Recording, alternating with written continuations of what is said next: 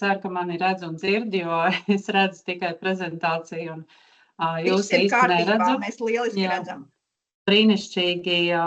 Pāris vārdos tomēr domāju, ka vajadzētu varbūt par Nordiska alkāliju pateikt, tik daudz Dats jau teica, jā, kad esam ražotāju kompānija, respektīvi auga aizsardzības līdzekļu ražotāju kompānijas pārstāvam vairākas.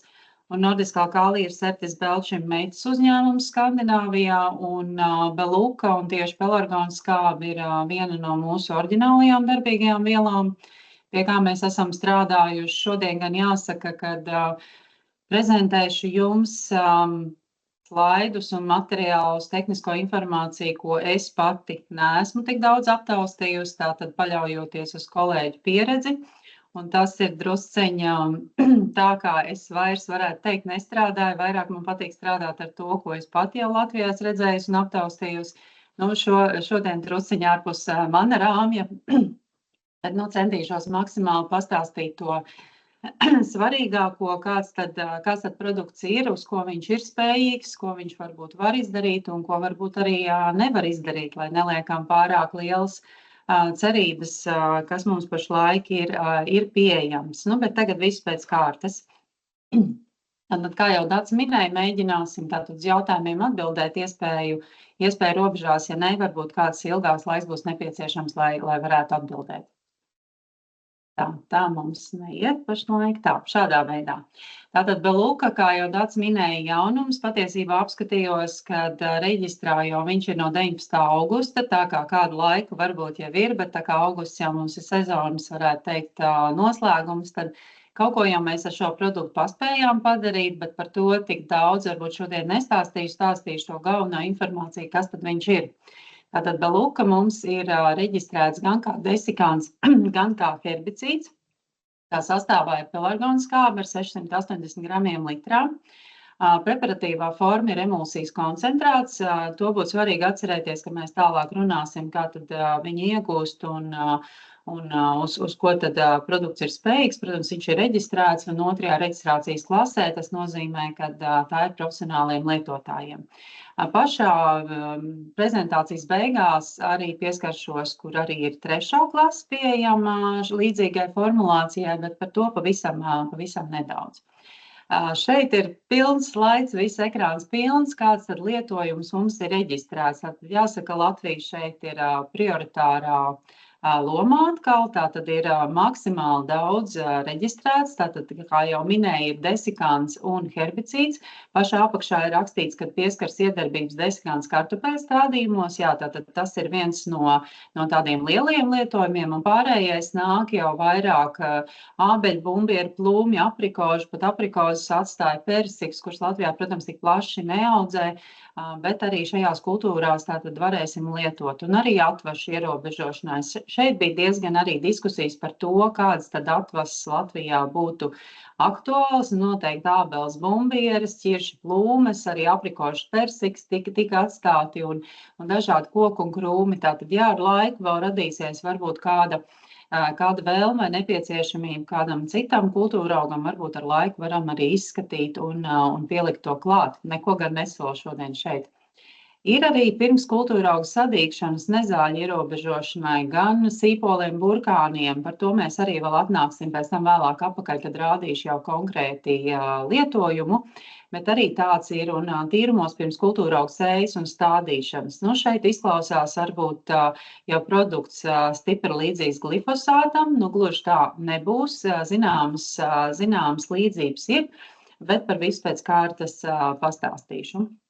Tātad, kas ir pati pelargona skābe? Tā ir no taukskābju grupas un pēc kraka, tātad pēc darbīgo vielu iedaļas atrodas Z grupā, tāda pilnīgi tādu nosaukumu. Tātad tā ir grupa, kurai praktiski rezistence neiestājas. Nu, tā ir tāda svarīgākā īpašība šai visai grupai. Kā tad pelargona skābe, no kurienes viņi iegūst? Tā ir oleīna skābes molekula, dabīgas izcelsmes, precīzi gan nevar jums nosaukt no kādas izcelsmes, bet skābekļa un temperatūras ietekmē tātad tiek atdalītas divas vielas. kas ir viena ir pelargonskābe, par ko mēs šodien runāsim, otra ir azaleīnskābe, lai nekļūdītos. Tātad pirmā pelargonskābe ir izmantojama gan kā algicīds, kā biocīds. Tālāk ir arī nezāļu ierobežošana un desikants, par ko runāsim galvenokārt šodien.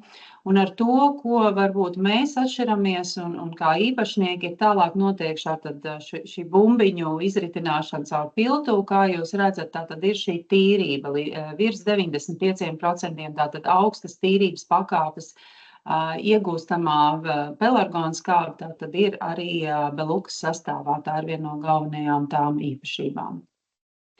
Ir tikai un vienīgi kontaktiedarbība, ja mēs sākam runāt par pašu produktu, tātad mēs uz masu, uz kuru mēs, tātad uz nezālu, uz kuru apstrādājam jau 2 stundas pēc iedarbības. Tātad mēs apskatīsimies, kā es varu pieslēgt.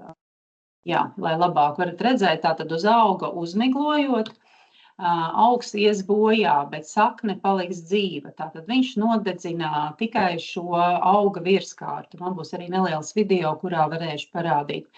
Un tā svarīgā un pozitīvā no mūsdienu perspektīvas, protams, skatoties, ir tas, ka, lai pati viela varētu sadalīties, augsnē mītošo organismu ietekmē tikai par CO2 un ūdeni. Respektīvi, un ļoti ātri notiek šī pussabrukšanas laiks ir zem 2 dienām, tātad pilnībā sadalās, tātad salīdzinoši vidēji draudzīgs produkts. Un tagad arī centīšos parādīt nelielu video. Skatīsimies, vai šādi viņš strādā. Nē, nestrādā. Tam man jāatvainojās, jo izskatās, ka tomēr, nē, varbūt šis ir tā poga, kuras varētu nospiest. Nē, es nevaru. Nu, tad man jāatvainojās, diemžēl, video nebūs. Jūs redzat labi pilnā ekrānā vai ekrāns samazinājās? Jā, mēs redzam pilnā ekrānā, un, ja ir iespējams, mēs varbūt varam pievienot un e-pastā nosūtīt to video, saiti uz video. Laikam nesanāks, jo atsevišķi viņš man nav, viņš tikai pievienots ir šeit. Bet neko darīt, ja kurā gadījumā tas, ko parāda video, īsi aprakstot, ir ļoti ātra iedarbība. Tātad es laikam čatu pašlaik redzu, vai mēs varētu no viņa, es atvainojos, iziet ārā un vēlreiz pieslēgties, jo savādāk man tas bišķiņ būs sarežģīti. Bet varbūt video var palaist no šeit, vai tagad redz? Jā, tagad mēs redzam video. Jā, ļoti labi. Tātad šeit konkrēti, manuprāt, tā ir mikstiena, uz kuru ir šī iedarbība veikta, tātad ļoti ātri pātrinātais video, 2 stundu laikā. Augs iet bojā. Pie tā mēs vēl atgriezīsimies, kādi apstākļi ir jāievēro, lai mēs to panāktu. Labi, bet tagad iesim tālāk. Tātad, lai šo maksimālo efektu panāktu, principā tādi 4 panākumu nosacījumi mēs esam izdalījuši. Tātad pirmais ir nezāļu ierobežošanai deva 16 litrus hektāru un darba šķidruma daudzums optimāli 200 līdz 300 litrus hektāru. Ja mēs runājam par atvašu ierobežošanu, pie kā šodien es arī gana daudz pieskaršos, ir, protams, arī jāievēro deva. Visos gadījumos ir 16 litrus hektāru un ievēro 30 līdz 40 litri uz kilometru. Tātad to devu, ar kuru iet šī apstrāde, jo atvasējumi tas ir, protams, augļu dārza vai uglāju stādījumi. Tad tas ir jāņem vērā un ar koncentrāciju 8%. 8% neparādās uz marķējumu, bet ir svarīgi šo tātad ievērot. Un, protams, arī, ja mēs ejam ar mugursmiglotāju, tad katrs jau zina, ka mugursmiglotāji ir arī jāzina, cik ātrā laikā un ar kādu ātrumu viņš ies, lai apstrādātu, piemēram, lai izmiglot, piemēram, tos pašus 10 litrus. Protams, kā jebkuram produktam arī šim, bet šeit ir papildus kolēģi ir akcentējuši, ka nepārtraukt maisīt visu miglošanas laiku. Laika apstākļi arī ļoti svarīgi, un tieši Belukai arī redzējāt video, kad saulains laiks, un tas arī tā ir, kad optimālam rezultātam Beluka ir jālieto saulainos laika apstākļos, jo vairāk saules gaismas un augstāk temperatūra rezultēsies ar ātrāku vizuālo efektu. Šeit gan jāsaka, protams, kā jebkuram herbicīdam, kas ir auga aizsardzības līdzeklis un otrā klase, ir jāņem vērā tas, ka 25 grādi ir tās temperatūras, kas praktiski virs kurām +25, virs kurām mēs neejam, jo tad jau notiek produktu ļoti ātra izgarošana augstās temperatūras ietekmē, un līdz ar to būs varbūt nepietiekama efektivitāte. Bet jebkurā gadījumā silta laika apstākļi pātrinās iedarbību. Tas, ko vēl es esmu uzzinājis no kolēģiem, ja šī saules gaisma nebūs, tad vienīgais, ko produkts varēs izdarīt, būs tas, kad viņš sabojās vaska kārtu nezālei, bet netiks tālāk. Tātad šis saules gaisma vai tikai nedaudz apmākušais laiks tikai daļēji būs ļoti svarīgi, kopējās efektivitātes iegūšanai. Tātad apstrāde veikt sausiem augiem, tas arī kā pamatā visiem herbicīdiem, un ievērot bezlietas periodu 2 stundas, tas arī svarīgi ievērot. Dats, tev kāds jautājums? Jā, es tieši gribēju pavaicāt, ja reiz ir svarīgi pēc iespējas agrāk sākt, lai būtu vairāk to saulaino stundu, vai mēs varam to, no rīta varbūt būs rasa, vai augiem jābūt sausiem, vai tie var būt mitri? Jā, labāk ir uz sausiem augiem, tā ir tāda priekšpusdiena. Ja mēs runājam, protams, par vasaru, tad rasa, viņa no rīta ir, bet viņa salīdzinoši ātri pazūd. Varētu teikt līdz kādiem, pulkstens kādiem 10, līdz kādiem pulkstens 2, piemēram, būtu varbūt optimāli, jo vēl būs gana daudz saules stundu. Bet šajā gadījumā Beluga tiešām šī efektivitāte ir zibenīga. Un arī tās gaismas stundas līdz tumsai varbūt nav. Galvenais, kad ir saulains laiks un nav lietus 2 stundas, tas būs laikam tas. Bet ko darīt, ja tu esi plānojis miglot un tomēr tā diena ir tāda ļoti nomākusies? Ko tu ieteiktu darīt? Miglot vai gaidīt? Principā vajadzētu gaidīt, bet vajadzētu darīt tā, ka pirms darba šķidruma sagatavošanas ir jāpaskatās tā laika prognoze. Tik radikāli jau mums te nemainās. Gadās jau visādi, bet tomēr, kad mēs izvēlamies to dienu, kad mēs to darbu varētu veikt, tad skatāmies, lai tā diena būtu maksimāli saulaina. Ceru, ka es atbildēju uz jautājumu. Tātad trešais no šīm nosacījumiem ir nezāļu attīstības stadija, un arī šeit jāsaka ir savas kaprīzes produktam, kad vislabāk ierobežot mazas, aktīvi augošas nezāles līdz to maksimums 8 cm augstumam, ja paņemam lineāli, protams, liels augstums tas nav, bet tas ir svarīgi zināt. Nav ieteicams lietot uz pāraugušām nezālēm ar lielu lapotni. Protams, efekts kaut kāds būs, varbūt nepietiekams, arī kāpēc varbūt šī liela lapotne tiek uzsvērta, tad tiks tikai klāt augšējai daļai.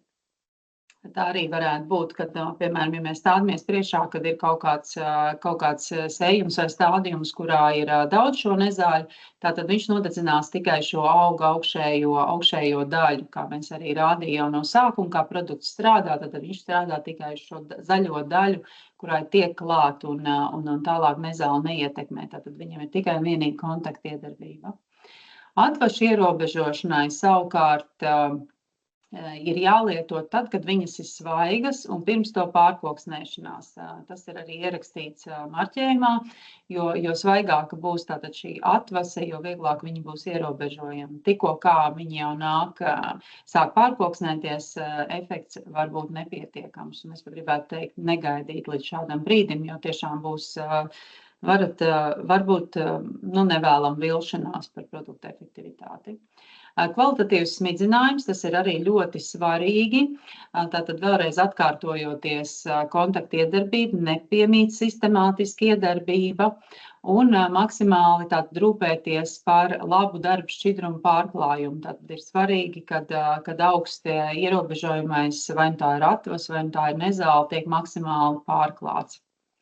Un ieteicams ir plakans rūklas sprauslas lietot, noteikti ne apaļas rūklas. Es gan jāsaka, ka neesmu sprauslu eksperts un noteikti Agrimatko puiši varēs palīdzēt labāk, ja vērsīsieties kādas sprauslas lietot, bet maksimāli, lai varētu labāk tātad pārklājumu veikt ierobežojumai mērķim. Jā, Dace? Vai ir kāda pieredze ar kādu no aplikācijām, ko tu ieteiktu izmantot laikapstākļu prognozēm? Nē. Nē, jāsaka, es neesmu lauksaimnieks un vasarā arī vienīgais tam, ka es ticu, ir gandrīz izej ārā un skatos, kas notiek, ja, jo ļoti, ļoti mainās laikapstākļi un tur noteikti kāds labāks padomdevējs, kas varētu prognozēt šos laikapstākļus. Ja. Mēs savā saimniecībā izmantojam kādas 2-3 aplikācijas, lai saprastu, kad sienu vākt un kad gaidīt to īsto momentu, ka būs vairākas dienas saulainas. Es ielikšu e-pastā tos aplikāciju nosaukumus. Ja kādam ir vēl kāda labs ieteikums, tad varat droši čatā ierakstīt priekšleldes. Jo, man liekas, kādreiz bija tā drusku drošāk, tā pašlaik jau ir praktiski, te ir brīži, ka te jau absolūti neprognozējam. Bet, jāsaka, jā, produkts prasa 2 stundu bezlietas periodu, tas nav nesasniedzams mērķis. Vismaz man tā šķiet. Efektivitāte uz nezālēm arī ir paņēmusi, esmu vienu grafiku, kuru vēlos šeit parādīt. Tātad minēju līdz nezāļu 8 lapu stadijai, tātad šī gaiši, tā vēlreiz tūlītās patradīsim. Jā, vai labāk var redzēt. Tātad šis zilzaļais stabiņš norāda, ka nezāles ir mazākas. Tātad praktiski 4 lapas, 11, 12, tas atkarīgs, protams, no nezāles. Šeit pirmais stabiņš ir nezāles kopumā tās, kas šajā konkrētajā izmēģinājumā bija uz lauka. Bet kopumā šeit ir bijusi Panātre, Balanda, Galinsau, Gaisāra, Veronika, Mauris, Kareni. Un šeit mēs redzam, ka zilais stabiņš parāda, ka efektivitāte krītas tikko kā nezāle paliek lielāka. Tā kā brīnumus gaidīt mēs diemžēl nevaram. Ejam maksimāli mazām nezālēm, tad arī varēs maksimāli labāku efektu arī sagaidīt. Un tas ir vērojams pilnīgi visām. Pat, piemēram, Balandai, kam mēs zinām, kad ir izteikta vaska kārta, tikko kā viņa augs lielāka, tā tad arī vaska kārta būs lielāka, būs grūtāk ierobežojama. Jebkuram produktam īstenībā šis nav kaut kas varbūt oriģināls tieši belukai, bet kopumā belukai tātad jo mazāk nezāle, jo labāk. Šeit gan, protams, jāatceras, mēs ierobežojam mazas nezāles, kad nāks jaunas, tās jau būs nepieciešams ierobežot ar jaunu palīdzību, jo produkts tikai un vienīgi ir kontakta iedarbības. Nedaudz arī par tādu kopsavilkumu. Jā, Dats, tev jautājums varbūt? Jā, tad ir jautājums, vai ir pieredze ar Spotlightu un kā būtu vērtējama efektivitāte un kā darbība atšķirās? Man personīgi, protams, Spotlights nav produkts, kur pārstāvam mēs, tā kā šeit komentāri varbūt ir tikai no malas, un tos visus nav obligāti jāņem vērā, jo ir ražotājs FMC, kurš nes par šo produktu atbildību. Produkts ir reģistrēts virknei, manuprāt, ogām, ja pareizi atceros, un deva tur arī ir, viņam arī ir svarīgas gaismas stundas. Tur no mūsu produktiem līdzīgs ir Mizuki, par to mēs šodien nerunājam. Mizuki un Spotlights ir vairāk salīdzināmi nekā Beluka un Spotlights. Man ir piedāvājums, kad es uztaisīšu tādu salīdzinājumu, mazu tabuliņu starp 3 šiem te galvenajiem produktiem, lai varētu saprast, kas ir Mizuki, kas ir Spotlights un Beluka. Un mēs pieliksim tajos e-pastiņos. Jā, šeit jāsaka, es tagad cenšos tā uzreiz uz līdzenas vietas visu izdomāt. Visi 3 produkti ir kontaktiedarbības, bet tomēr darbīgo vielu izcelsme un tas ir atšķirīgi. Līdz ar to arī devas ir atšķirīgas un arī reģistrācija atšķirās. Jā, protams, reģistrācija atšķirības ir tā kā, bet šodien tad ieteikšu, tā mēs varbūt varētu koncentrēties arī palikt, ka mēs sagatavosim tādu salīdzinājumu starp 3 preparātiem. Centīsimies, to izdarīt, lai gan īsti viņi tādu salīdzinājumu līdz galam laikam nav, bet lietojam, līdzīgās kultūrās tas ir. Jautājums nāk no valdes, tad iespējams tas ir runa par zemeņu stīgām un par lietojumu zemenēs. Jā, tas bija, kur mēs tikāmies Agrimatko birojā, kad tas bija aizvakar. Un par šo mēs vairāk runājām. Jā, zemenes arī es parādīšu, kā lietojumu, un tad varbūt es arī pieskaršos, jā, kurā brīdī, bet šāds kopsavilkums šodien man nav tā kā sagatavots. Par atvašu ierobežošanu lecot nākamajā, šis ir tāds kopsavilkums, ko varu parādīt, ir ļoti daudz izmēģinājumu. Šis konkrētais, kas turpināsies ar nelielu grafiku, un kur mēs varēsim pieskarties jau produktu niansēm, kad efektivitāte pārbaudīt šeit iekavās redzam, tas ir izmēģinājumu daudzums 24, un šeit ir ābeles, bumbieres, ķiršs, plūmes, arī olīvas šajā izmēģinājumā ir bijuši iekļauts. Testētais darba šķidrums ir 200 litrus hektāru, vēlāk mēs arī nonāksim pie slaidiem, kur ir 200 un 300 un kāda ir atšķirība. Un A apstrāde ir pavasarī uz jaunām atvasēm, kā jau minēju, tātad jo jaunāks, jo labāks pirms to pārkoksnēšanās, un B apstrāde ir bijusi 3 nedēļas pēc A apstrādes. Un skatāmies grafikos. Šeit ir svarīgi tas, ko minēja par šiem 4 panākumu atslēgām, tad ir tā deva. Un, protams, 16 litrus hektāru, absolūti nav maza deva. Un tas ir tādās kategorijās, ko varbūt ikdienā ar klasiskajiem auga aizsardzības līdzekļiem runājot, mēs neejam tik lielās devās, bet Belukā ir 16. Un šeit ir izmēģinājums arī 12, jo, protams, visi grib ietaupīt līdzekļus, un tas ir pilnīgi un absolūti saprotami. Vienlaicīgi ir nepieciešams, protams, panākt arī maksimālo efektu. Un tad šeit pirmajā pusē ir, tad abos grafikos ir efektivitāte līdz 100%, ko mēs redzam uz skalas, un uzskaita 7 līdz 10 dienas pēc A apstrādes. Kāpēc 7 līdz 10? Tāpēc, kā jau minēju, tie ir, tātad konkrēti šeit 19 izmēģinājumi ir iekļauti, un tā tad nav bijusi, acīm redzot, pilnīgi vienāda terminoloģija vai tehniskie nosacījumi, cik dienas tad pēc apstrādes zinātniekiem būtu jāvērtē šī efektivitāte. Līdz ar to ir 7 līdz 10, kāds ir vērtējis 7, kāds ir 8, 9. Protams, šeit varētu būt arī arguments laika apstākļi vai kāda citas lietas, bet šeit mēs varam redzēt, ka gaiši zaļais stabiņš, kas ir Beluka 12 litrus uz hektāru, nedod, tad 16 litri ir labāka efektivitāte vērojama. Un šeit mēs arī redzam, protams, jo nezāles ir, respektīvi šeit atvases ir jaunāks, tātad līdz to 10 cm augstumam, tad efektivitāte ir lielāka, un tikko kā viņas iet jau 30, kas varbūt jau tuvojās pārkoksnēšanās stadijā, tad efektivitāte mazinās. Un šeit ir jau otrais grafiks blakus ir pēc B apstrādes, tad mēs redzam arī to, kad ir ļoti svarīgi vērtēt vai veikt 2 apstrādes. Tātad, līdz ar to tādējādi paaugstinot efektivitāti, jo ar vienu apstrādi visdrīzākais būs nepietiekami.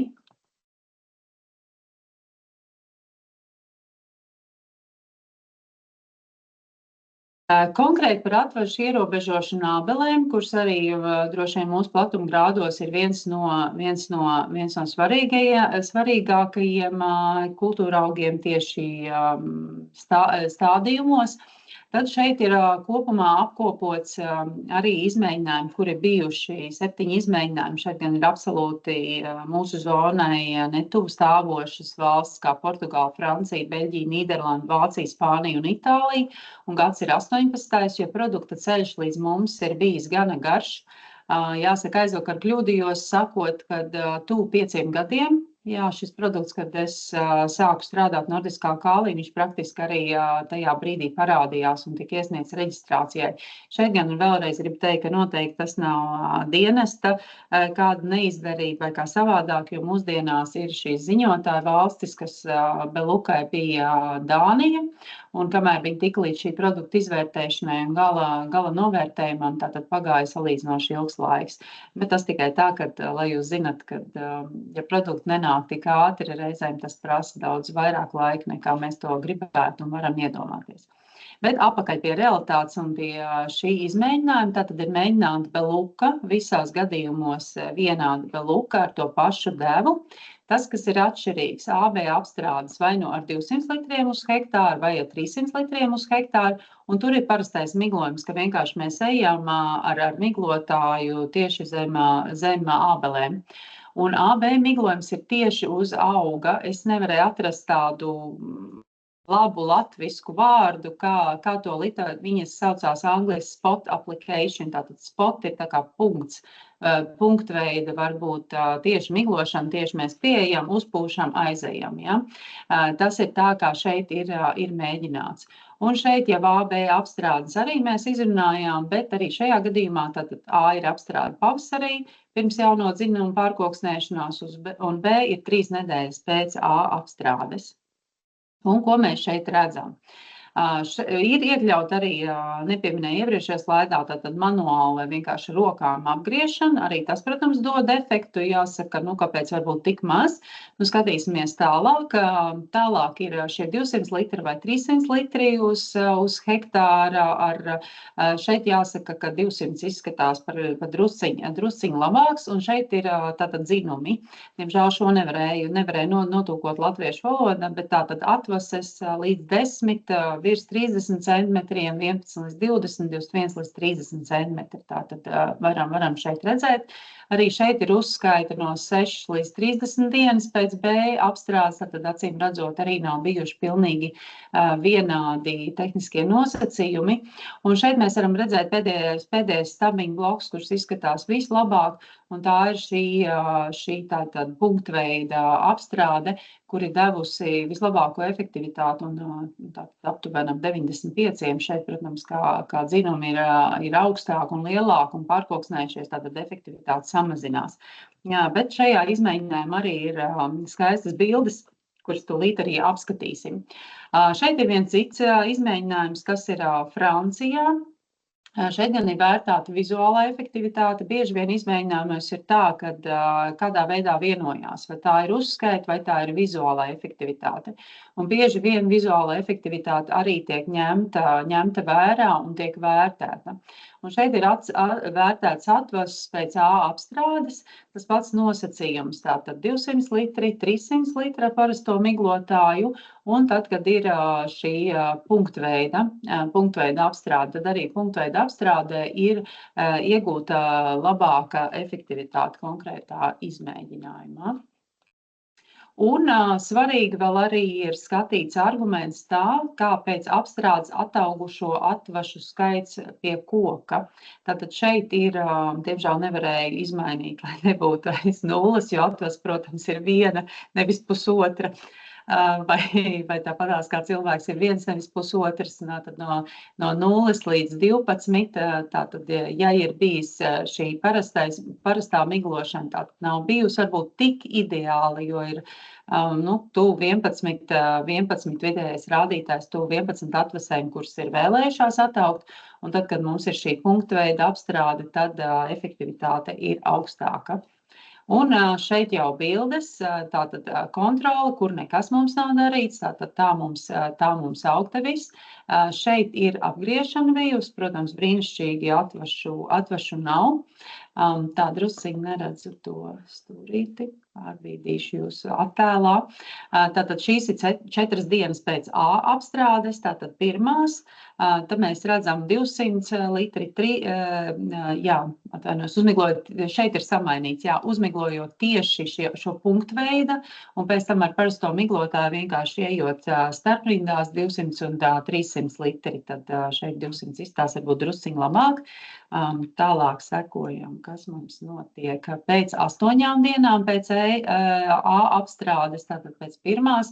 Protams, kontrola un apgriešana turpina savu gaitu, un šajā punktveida apstrādē mēs varam redzēt, ka ļoti labi iet bojā atvases, un 200 litri šajā gadījumā ir strādājuši labāk. Un šī jau ir 3 dienas pēc otrās apstrādes. Tātad, ja kaut kas ir palicis pāri, tad mēs ar otrā miglojuma palīdzību tiekam klāt, arī kā jau es minēju. Tātad, ja ir liela lapotne vai atveses, tātad bieži vien nepieciešams 2 apstrādes. Un šeit arī gribētos pieminēt Datas pieminētās zemenes, kad arī tur šī divas apstrādes viennozīmīgi dod labāku efektivitāti uz stīgām, uz stīgu ierobežošanu. Šeit gan jāpiemina, ka Beluga kā desikants stīgām vēl nav reģistrēts, tā kā pie tā mēs strādājam pašlaik tikai kā herbicīds, un 300 litriem. Un vēl pēdējais 7 dienas pēc B apstrādes, tātad kontroli mēs redzam, protams, šeit aug arī nezāles. Tātad tā kā Beluga ir, protams, gan desikants, gan nezāļu ierobežošana, tātad pie auga tiek ierobežots arī esošās nezāles. Un kopumā secinājumi, uzmiglojot tieši uz atvases, uzrāda labu efektivitāti un veicot, atvainojos par drukas kļūdu, parasto apstrādi uzrāda vidēju efektivitāti. Mūsu skatījumā, varbūt ne vidēju, paši varējāt vērot, kādas tās bildes ir. Jāsaka par nezāļu ierobežošanā, tā efektivitātes tabula, kāda ir uz marķējumu, ir tikai, diemžēl, šāda. Ir gana maz nezāles bijušas izmēģinājumā, kurš ir iesniegts kopumā. Zinu, kad ir lielāka tabula pieejama, bet Latvijas marķējumā ir šāda. Un tur, diemžēl, neko izmainīt es nevaru. Jebkurā gadījumā mēs redzam, ka praktiski visos gadījumos, veicot 2 apstrādes, mēs varam panākt labāku efektivitāti. Un tagad drusciņā izejot cauri, Dats, tev jautājums? Jā, man jautājums, vai ir zināms kādas nezāles, kuras nevarētu Beluga ierobežot? Saprotam, ka, ja viņa būtu maziņa, līdz tiem 8 centimetriem, bet, nē, kā pieskaras iedarbības nebūs pietiekams. Varbūt tās varētu būt kādas nezāles, kuram ir ļoti plaša sakņu sistēma. Tas ir tikai jautājums. Piemēram, gārsa vai vēl kas tāds. Jā, ir tā, ka jebkurā gadījumā sāksim ar to, ka vispirms tikai zaļā daļa iet bojā, sakne paliek. Tātad visas sakņu nezāles sakne paliek, viņa tiek tikai nodedzināta tajā brīdī augša nezālei. Otra lieta ir tā, ka principā viendīglapu nezāles ir vislielākais izaicinājums, tā skaitā vārpat. Ja mēs gribēsim vārpat ierobežot, mēs nesagaidīsim, tāpēc, ka viendīglapu nezālēm augšanas punkts ir ļoti, ļoti zemu. Un tas sanāk, ka viņi uzreiz gribēs attaukt. Maksimāli ātri gribēs attaukt. Protams, ņemot vērā arī to, ka, ja sakne ir palikusi, tad saknē gribēs dzīvot un turpinās augt iespējams. Tas, ko es gatavojot šo prezentāciju un domājot, par to mēs drusciņ vēl atnāksim atpakaļ, kurā brīdī mēs varētu lietot. Jā, tas bija tāds komentārs, kas būs nedaudz vēlāk no manas puses. Jā, Data? Jā, un jautājums ir par kosu. Kā ar kosu? Esmu redzējusi, kaut kad bija iedots izmēģinājumos, bija gana labi, bet arī tikai nodedzina šo augšējo kārtu. Šeit gan jāatcerās, ka kosas mums Latvijā ir salīdzinoši daudz un izskatās viņas dažādas. Tātad tās, kuras nāk ārā būtībā tādi sparģeļi, es gribētu teikt sparģeļi, tad tām būs ļoti grūti tikt klāt, jo tā jau ir tā kā līdzīgi kā atvasa, mēs teiksim, tā cita. Ja ir tās kosas, kuras tādu latīnisko nevarēšu pateikt, un arī latvisko nevarēšu, kuras jau izskatās vairāk tā kā jauna eglīte, ar tām būs vieglāk, jo tur ir vispār virsma, uz kurai tik klāt un vieglāk ierobežot, bet tādu specifisku izmēģinājumu nav. Protams, gatavojot šo prezentāciju un runājoties ar kolēģiem, gribās arī kaut ko izmēģināt praktiski vairāk tā kā man pašai. 25. gadā, vai tas izdosies, īsti apsolīt vēl nevaru. Tas ir atkarīgs no kompānijas kopējās atsaucības, bet ja kaut kas būs, noteikti arī līdz jums šī informācija nonāks, kā mums gāja vai negāja, vai kas bija labi, vai kas neizdevās tik labi. Kā noteikti par to. Tad ejam tālāk, jā. Tātad pirmo es nedaudz izdalīju, tātad minēju jau par desikantu.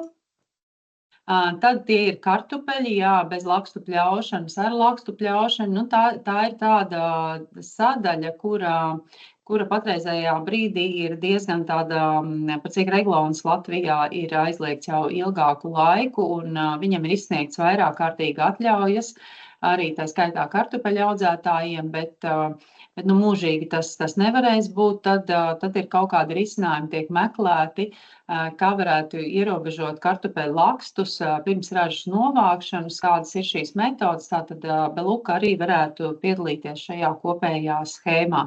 Bet par to tik daudz šodien nerunāsim. Šeit nogaidīšanas laika nav nekāda. Tālāk, ja mēs ejam par herbicīdu un par šodienas tēmu vairāk, tad ābeles, bumbieris, ķirši, plūms, aprikoses, persika, tātad visām šīm kultūrām ir gan kā nezāles, gan arī kā atvases. Un abos gadījumos, kā jau arī no grafikiem redzējām, tātad 16 litrus hektāru, šeit atkārtošos visās reizēs deva ir viena, un praktiski visos gadījumos tās ir divas apstrādes, un pie tām arī praktiski ir jāpieturās maksimālā efekta sasniegšanai.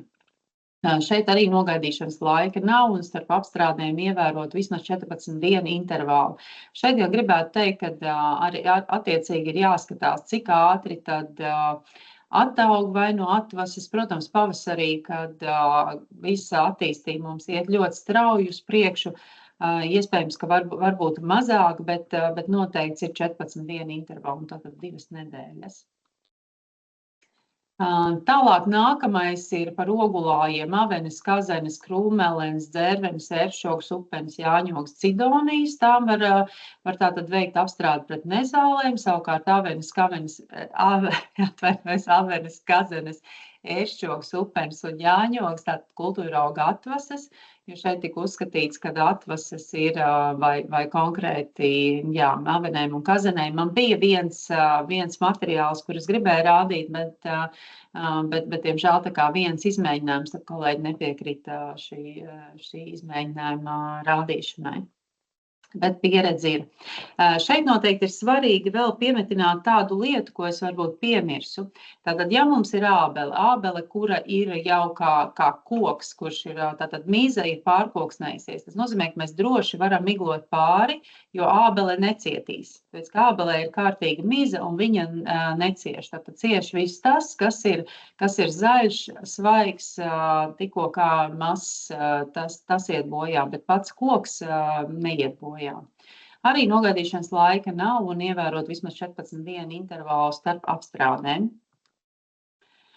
Zemenes, kam jau pieskārāmies, tātad pašlaik tikai kā herbicīds un varbūt neapstājos pāriem tātad īsmūža divdīglapju, dažas daudzgadīgās divdīglapju nezāles un dažas izmūža viendīglapju nezāles. Tur jāskatās pēc tam marķējumā, kuras tad tieši kurā kategorijā ir un kur šī efektivitāte mums ir apstiprināta no izmēģinājumiem, kuri ir iesniegti reģistrācijai. Un drusciņa iesākumā minēja tīrumu pirms kultūrauga sējas vai stādīšanas. Arī tādi ir iespējami. Tātad kultūraugs šeit arī par dārzeņiem būs atsevišķi, jā, bet nu kaut kur, ja tātad apstrādājam lauku, iesējam sēklas, piemēram, nu tā aprakstot, un ārkārtīgi strauji dīkst nezāles vēl pirms pašu kultūrauga, tad šeit ir iespējams viņas tās pirmās, kuras ir pavisam maziņas, tātad pirms kultūrauga iznākšanas ierobežot ar Belukas palīdzību. Tad varbūt kāda palīdzīga roka, lai pēc tam, kad jau kultūraugs ir iznācis, protams, vajadzīgi citi produkti, ar kurus lietot, tad mēs varam kādu darbiņu padarīt, ne tikai ravējot, bet ar Belukas palīdzību. Arī starp apstrādēm 14 dienas un nogaidīšanas laika nav. Par dārzeņiem minējuši arī ir atļauts sīpoliem, burkāniem, cukurbietēm un tā tālāk visiem pēc uzskaitījuma. Īsmūža divdīglapju nezāles šeit tikai ir. Tātad tās ir tās, kurām saknes nav, un arī tātad pēc sējas stādīšanas pirms kultūrauga sadīgšanas. Tātad, jebkurā gadījumā, ja kultūraugs būs sadīdzis, tad arī to nodedzinās apstrādes laikā. Tātad to mēs nevaram, mēs varam tikai pirms. Ir arī tā skaitā ārsniecības augi, ja viņi tiek sēti, un vēl pirms to iznākšanas, tad arī to var dekoratīviem kokiem un krūmiem arī var lietot. Tātad, zināmā mērā stādaudzētavas arī šeit ir iekļautas. Arī šeit nogadīšanas laika nav. Tagad beidzot par Beluku nedaudz pieskaroties un pastāstot, kas tad vēl, un kad divas citas māsas vai brāļi, kā lai saka, ir arī nākuši klāt, un šeit jau sākumā minēja, kad ir arī viens produkts, kurš ir 3. klasē, viņš saucās Beluka Garden, RTU, un RTU, diemžēl, nenozīmē Rīgas Tehniskā universitāte, par ko es nekavēties protestēju, ieraugot šo saīsinājumu, bet tas ir no angļu valodas ready to use vai gatavs lietošanai. Tātad šis ir jau gatavs darba šķidrums, kurš arī reģistrēts, un tā ir 3. klase. Tātad, vai viņš tirgu ienāks, tas ir atkarīgs noteikti no Agrimatko arī. Tātad tas būs gatavs jau kā varbūt arī Roundupam līdzīgi kaut kas ir bijuši, vai glifosātiem kādi šie, kur ir gatavi jau ar miglotāju, ar smidzinātāju virsū, vai viņš būs jāpārlej kādā traukā, kurš ir gatavs lietošanai. Tātad, un šim produktam ir herbicīds nezāļu, kā arī sūnu ierobežošanai apkārt kokiem, krūmiem, krāšņiem augiem, dārzeņu sējumiem, stādījumiem, starprindās, kā arī uz celiņiem, takām, laukumiem, kuriem ir caurlaidīga virsma. Tātad visur, kur iet cauri, man būs arī bildes vēlāk, un sūnu ierobežošanai uz koku stumbriem. Šis gan ir tāds ļoti interesants, vai vispār kāds ierobežo sūnas uz koku stumbriem, bet varbūt, ka varētu būt, ja tas ir tiešām ļoti skaists daļdārs vai paša dārs, kuram gribās no šīm sūnām tikt vaļā.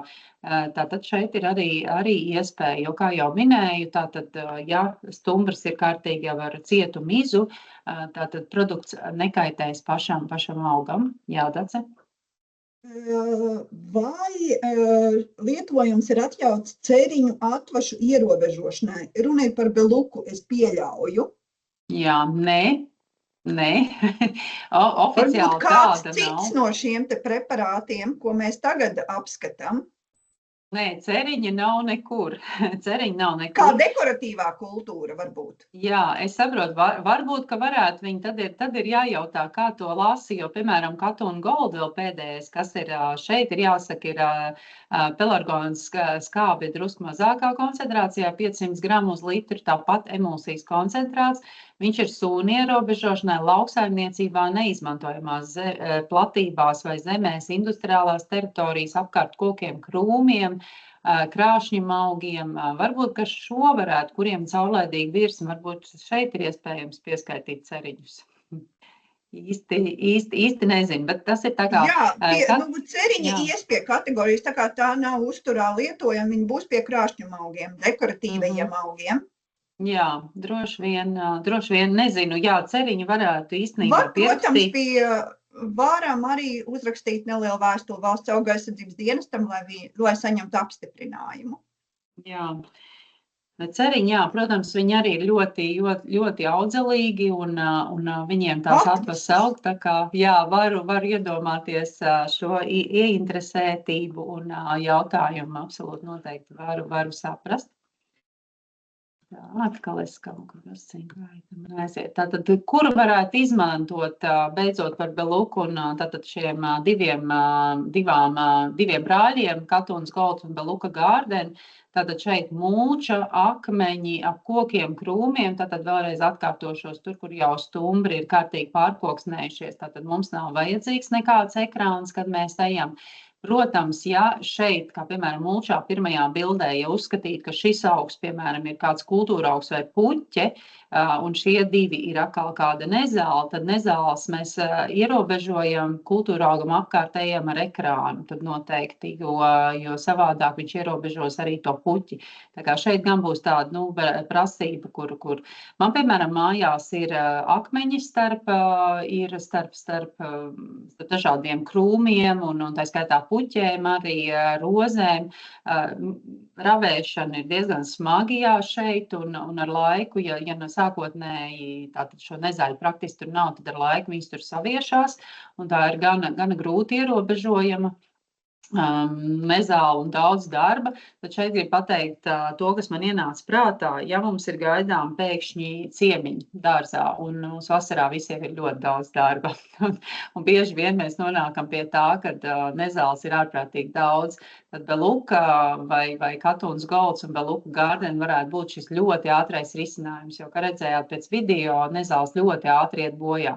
Protams, šeit jāņem vērā, ja šīs arī ir maziņas un tādas, ja tā būs jau vārpata, tāda kārtīga un garas mezāls, nu tad ar to nebūs varbūt pietiekami, bet ir risinājums tādam ļoti straujai efektivitātei un straujai dārza uzlabošanai vismaz vizuālajā skatā. Arī šeit, jā, tad mākslīgais zālājs arī varētu būt, manuprāt, nav ārkārtīgi plaši izplatīts Latvijā, bet tomēr arī tam ar laiku spēja izaugt cauri kādas nezāles, protams, putni atnes vējš, atpūš kādas nezāles sēklas, arī starp žogu, kur ir ļoti grūti tikt klāt. Tur mēs arī ar trimeri pat nevaram iztrimerēt kā šeit. Šeit arī par šo dedzināšanu, manuprāt, Latvijā nav pārāk izplatīta, Skandināvijā vēl kaut kur citur tiešām nezāles tiek ierobežotas arī ar tādu paņēmienu kā dedzināšana. Nu, tad šeit arī to mēs nevaram veikt ap žogu, jo mēs varam sabojāt viņu, tad lietojot katūnu goldu vai beluga gārdeni mēs varam. Arī tāds industriāls teritorijas šeit, protams, tāds Latvijai varbūt netik tipisks skats, bet arī varētu būt, nezinu, kāds attīrīšanas iekārtas, piemēram, vai kāda cita veida, nu, ir jau mums kādas industriālas teritorijas vēl Latvijā tomēr par laimi palikušas. Arī šeit kaut kur parkā vai jūsu dārzā, piemēram, ap mēbelēm, šādā plastikātā iesētas zālēs arī šur tur ir, kur nu, praktiski neiespējami mums kaut kā tikt galā ar šīm nezālēm, kuras tur saviesušās ir, vai arī ap kokiem. Šeit gan es gribētu teikt, ka šī bilde droši vien, un manuprāt, es nezinu, pat visā Eiropas Savienībā nav aizliegts vai ne tādās sabiedriskās vietās vispār veikt miglojumu, bet šis kā paraugs vairāk uztverams šodien šeit, kad tātad ap kokiem šeit nezāles ir savērsušās. Es jau gan gribētu teikt, runājot saviem kolēģiem, mums vairāk šeit tiek izmantot skolēnu vasaras darbs vai ne, bērnu izravē šīs vietas pašvaldībās, vai arī ir dārznieki, kuri šo ravē, bet ja mēs esam savā teritorijā, mēs varam to darīt. Jā, Dace? Es pārbaudīju attiecībā par beluku, arī tur ir krāšņu augi etiķetē minēti. Jā, līdz ar to, ja ir krāšņu augos nepieciešams ierobežot nezāles, tad mēs to varam darīt. Jautājums no Mārītes par robīniju, kas ir klasificējama kā invazīvā suga ar milzīgām garām sakņu atvasēm. Kāda vai mēs varam rēķināties, ka ar beluku mēs varētu šo te virszemes daļu no viņas atbrīvoties?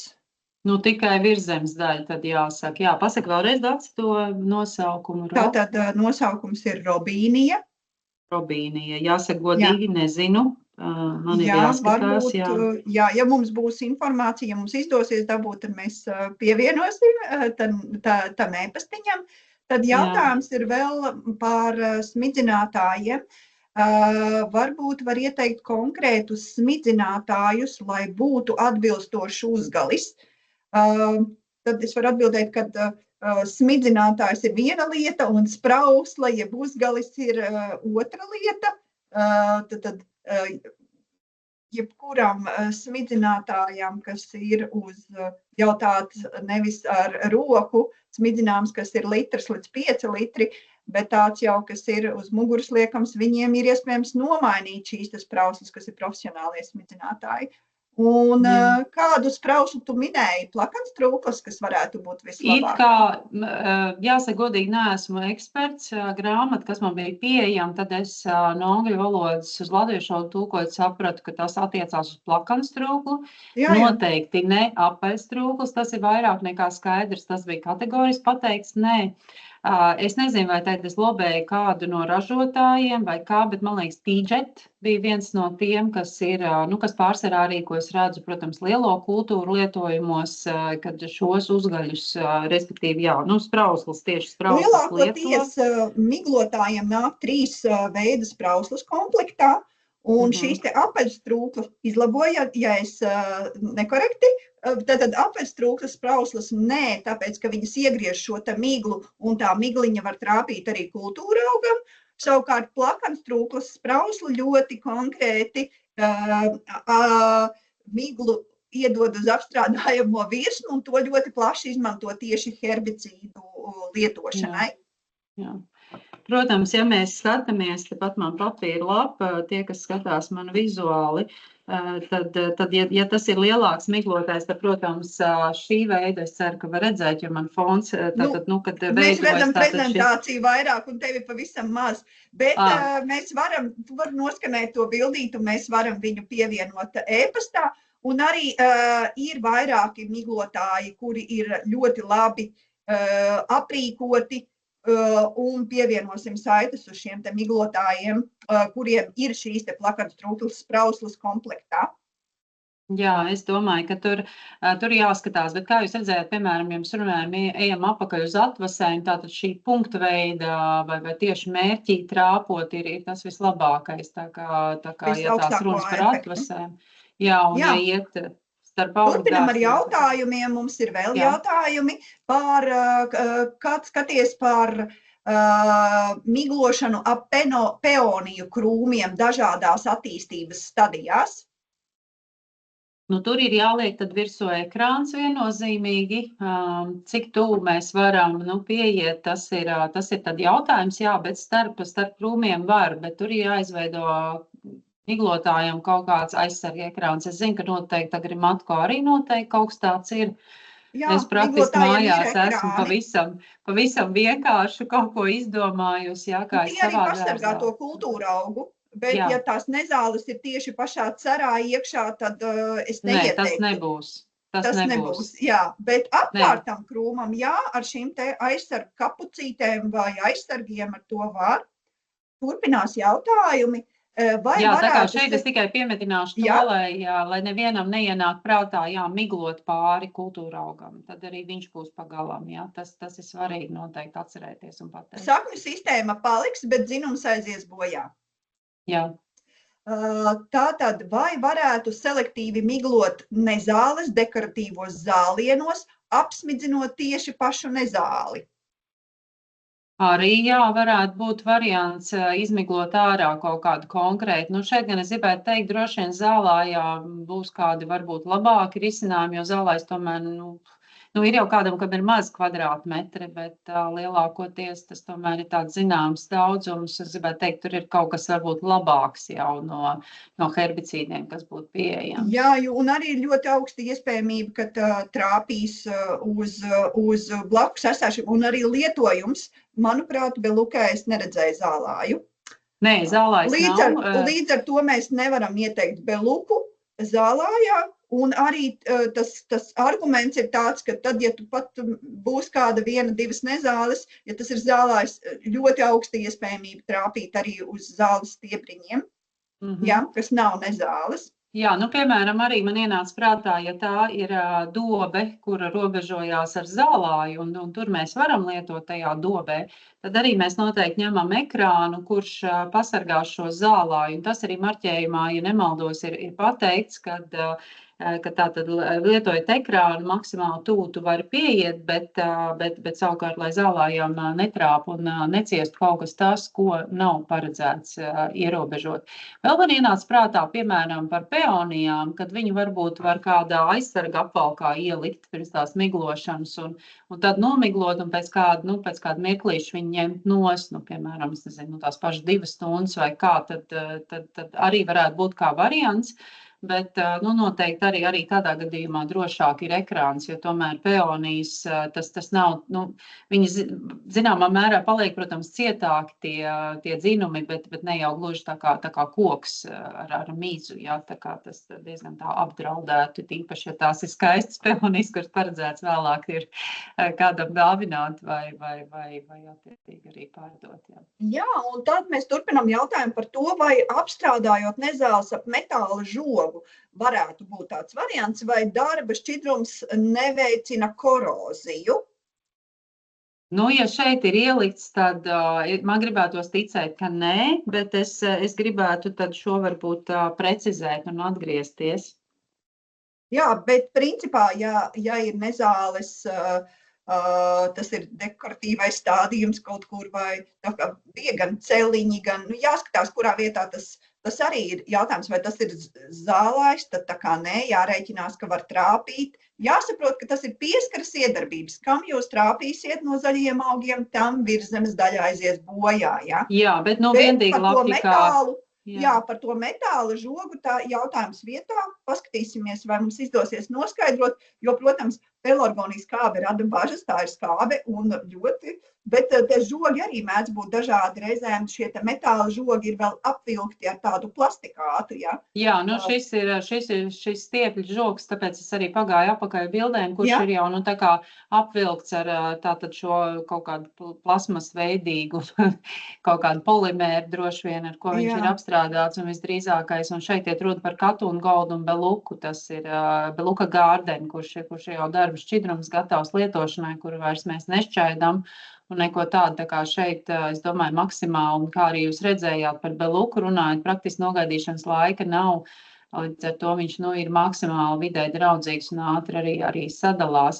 Bet es precizēšu, es zinu, ka mums ir vecie drāšu žogi, kur, protams, arī rūsē, un tiem varētu būt gana kaitīgi, bet šeit konkrēti bildē ir tas ar polimēru pārklājumu, un es domāju, arī tādiem būtu gan droši, bet centīšos noskaidrot, nesolu gan, kad būs zināšanas. Un šeit turpinās jautājumu par to, kā nodrošināt nepārtrauktu produkta maisīšanu, piemēram, muguras liekamā smidzinātājā. Es gribētu teikt, ka cilindram kustoties ir tāda ķepiņa, kas nodrošina šo te maisīšanu. Tad pārbaudiet tas ir iekšpusē, tur, kur ir šī te tvertne, jūs ar roku izdarot šos te kustības, pumpējot spiedienu, arī kustās cilindrus, uz kā ir, kur ir uzliknis virsū, kas ļauj maisīt. Pārbaudiet, vai jums tāds ir. Manam miglotājam muguras tāds ir. Man ir Džakto smidzinātājs mājās, jā. Jā, un es arī gribētu teikt, tad, kad mēs arī kustamies ar muguras miglotāju, protams, tur arī notiek, kustība. Mēs jau neesam roboti, un no šiem apstrādājumā platība arī nav pilnīgā, mēs nevaram tā pa gaisu pārvietoties, tā kā tā jau būs uztveram par zināmu maisīšanu. Galvenais, vispirms viņu labi samaisīt. Es neesmu dzirdējis, arī šajā prezentācijā redzat, ka nav nekādi īpaši, viņš ir emulsijas koncentrāts, tas nozīmē, ka nestoties to, ka mēs sākumā runājam, ka tā varbūt ir kaut kāda eļļa, kuru varētu likties, protams, ka eļļa tad veido, kā mēs varam iedomāties, piemēram, mājās olīveļu vai vēl kaut ko sajaukt, viņa ar ūdeni praktiski neiespējama, vai ne? Un tāpēc varbūt rodās arī šis jautājums, tad šis ir jau produkts, kurš ir uztaisījis kā emulsijas koncentrāts, nozīmē, ka viņam ir labi jāsajaucās un nevajadzētu būt, katrā ziņā nav man nekāda tāda informācija, ka tam būtu īpaši, jāsilda ūdens vai vēl kaut ko, bet kā allaž, protams, vislabāk būs tas, kas ir ūdens, kurš ir, varētu teikt, gaisa temperatūras, lai neapdedzinātu kādu augu, kuru mēs nevēlamies apdedzināt, lai viņš nav pilnīgi no urbuma un akas. Tas kā jebkuru citu herbicīdu lietojot. Jā, un šādi norāda par to, ka nepieciešama patstāvīga maisīšana ir, principā, es teiktu, 100% visiem auga aizsardzības līdzekļiem šāda te norāde. Tad, ja jūs lietojat kaut kādu smidzinātāju, kuram tomēr šī te maisīšanas iespēja nav, tad piedomājiet pie tā regulāri sakratot, ja? Ir mazie smidzinātāji, kuriem nav tādas iespējas, ja? Bet jau, ja, piemēram, tas Beluka Garden RTU ir jau gatavs lietošanai šķidrums, tad tas jau arī parāda, viņš jau ir ūdens šķidrums, jā, tas nozīmē, ka viņš arī tur ir droši vien pirms lietošanas sakritīt, es vēl neesmu redzējusi, un tāds arī zina, ka tirgu vēl viņš nav bijis līdz šim, tad, ja parādīsies, un tad arī mums būs lielāka informācija, kas tur varētu būt uz tā. Jā, un pēdējais komentārs šeit ir no Gunas par to, ka zālājos varētu palikt plankumi. Pilnīgi piekrītu, un arī zālājos Beluka nav atļauts lietot, jo nav iespējams pasargāt kultūraugu, kas šī gadījumā ir zālājs. Ja? Nekāda aplikācija nepalīdzēs trāpīs, ja tur tā nezāle ir. Jā, nu šeit jāņem vērā, protams, ja mēs ņemsim šo žogu, kur arī mēs gribam ierobežot šīs nezāles, tad iespējams cietīs arī kaut kas, nu, kas tur ir varbūt nevēlams ciest, bet, nu, mēs izvēlamies tad vienu variantu, vai nu mums ir palīgs izravēšanā un ierobežošanā kādām no nevēlējām nezālēm, un mēs jau zinām, ka zālēs arī, nu, ja viņš ir labos apstākļos, tad viņš jau ar laiku attaugs un būs vietā, un galvenais mums šeit ir ierobežot, piemēram, nu, tās nevēlamās nezāles, kas tur būtu. Jā, divdīglapu nezāles. Jā. Tas arī viss patreiz no jautājumiem. Brīnišķīgi, te vēl pēdējais bija, es arī šeit pieskāros tātad sūnu ierobežošanā, un šeit ir Katuna Golden Beluga Garden, kur bija visās šajās, kas ir caurlaidīgās virsmās. Tātad šī ir kontrola, vai vienkārši kā tās sūnas izskatās, mēs ļoti labi zinām, arī bruģī viņas ieaug, un šeit ir pēc apstrādes. Sūnām ir ļoti svarīgi tātad veikt, un par Katuna Goldu mēs šoreiz tik daudz nerunājam, bet, kā jūs redzējāt, ir 500 gramu litrā darbīgā viela, tad arī apstrādājumā deva ir augstā. Katuns Golds arī ir reģistrēts, un Beluga Garden ir pašā pagājušā gada nogalē, decembrī. Tātad to arī var pielikt klāt, ja kādam ir interese, un tad sūnām ir jāveic laba šie uz sūnu samitrināšana, lai viņi iet bojā, brūnētu, un tad pēc tam mēs vai nu viņu tur atstājam tādu, vai, nu, par šo man skaidra ziņu nav. Un arī šeit kāda cita veida sūna, arī tātad divi izmēģinājumi, bet es, jā, neesmu sūna eksperts, varbūt tā ir viena un tā pati bilde atšķirīga, bet jā, tātad varam kaut ko arī darīt ar sūnām. Tā kā tas laikam arī bija pēdējais slaids, ko šodien vēlējos pastāstīt laika ziņā. Jā, apmēram esmu iekļāvusies tajā laikā, kā esmu plānojusi. Tā kā tas no manas puses būtu viss. Esmu piefiksējusi tātad vairākus jautājumus par šo robīniju, par sprauslām, par metāla žogu. Jā, tas laikam arī viss. Un mums vēl ir jautājums par, piemēram, siltumnīca un uz plēves vai stikla būtu aļģes. Tas mums ir cits produkts, jo šeit mēs runājam par lauksaimniecību un arī tādām industriālajām platībām, respektīvi tas, kas ir reģistrēts, ko reģistrēja Valsts auga aizsardzības dienests. Ja mēs runājam par siltumnīcām, tas jau attiecās, lai cik tas interesanti arī nešķistu, tur vairāk attiektos biocīdi. Un tur Grimatko ir Enclean produkts, kas jau ir kādu laiku jau arī reģistrēts un vēl joprojām ir pieejams, tā kā tur vairāk jāstāsta uz to produktu aļģiem. Tas varētu būt saistīts ar to, ko mēs sargājam. Vai mēs sargājam augus, augu aizsardzība, vai mēs sargājam siltumnīcu, atbild atkal citi. Tātad Enclean preparāts ir nopērkams pret aļģēm, strādā lieliski un pilnīgi pietiek vienreiz sezonā apstrādāt un aļģes nav problēma. Iztestēts visvisādos veidos un dažādām virsmām. Vēl ir jautājums par, vai ir svarīgs ūdens pH, izmantojot šo te pelargonijas skābi, beluku, piemēram. Neesmu dzirdējusi neko, un marķējumā arī mums nav nekas. Ja būtu kaut kādi īpaši pH līmenis nepieciešams, noteikti tas parādītos informācijā uz etiķetes. Tātad mēs izmantojam šo te 6,5, 7,5, kas ir tāds standarts, ko mēs varam lielākoties saņemt. Ja nav kāds ekstrīms ūdens, tad iespējams vajag patestēt. Jā, bet par pH es arī pierakstu kā vienu no jautājumiem un pajautāšu, bet domāju, ka nav. Liels paldies par stāstījumu. Paldies Andai par atbalstu, par atslēgt šo te ierakstu. Un mēs, kā mēs apsolījām, tad